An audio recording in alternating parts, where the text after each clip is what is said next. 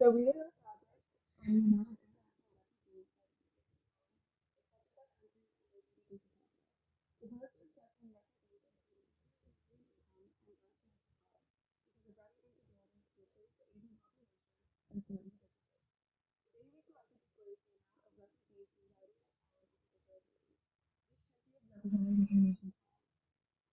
We concluded that the line is relatively flat with the exception of a few outliers, but we expected the line to increase gradually and mostly more dramatically. An interesting note is the data creates a relatively flat line except for a few outliers. One thing to note would be that the countries like Iran and Pakistan are increasing their numbers of refugees, but their GDP per capita is not increasing, unlike countries like Germany and the United States, where both number of refugees and GDP per capita is increasing.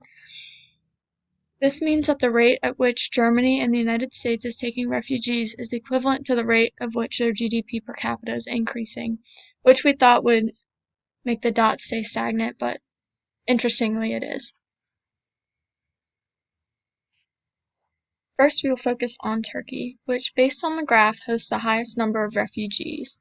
For Turkey, we see a large influx of refugees in the 2010s due to the irregular migration of refugees from the Middle East, following the Syrian civil war. Overall, in Turkey, we see a steady rate of increase with refugees as their geographic location allows for safe passage for many seeking asylum in the world's most war-heavy areas. The second country we looked at for a high number of refugees was Pakistan. For Pakistan, their amount of refugee intake starts off much higher than any other country, but drops off severely as Afghans flee the country, some going back to Afghanistan and some attempting to reach European borders.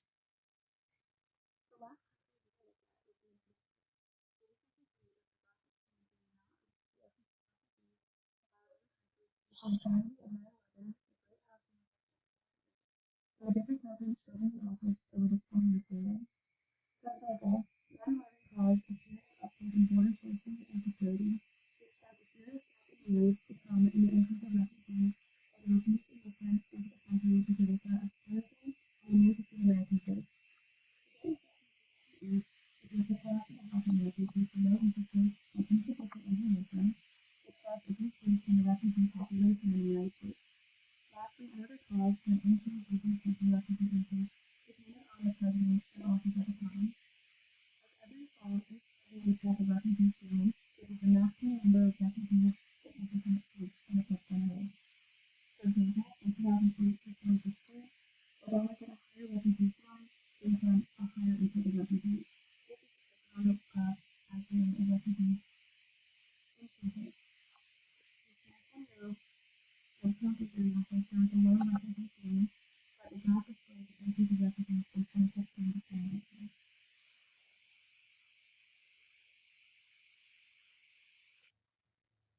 In conclusion, we see that our graph was pretty surprising to us.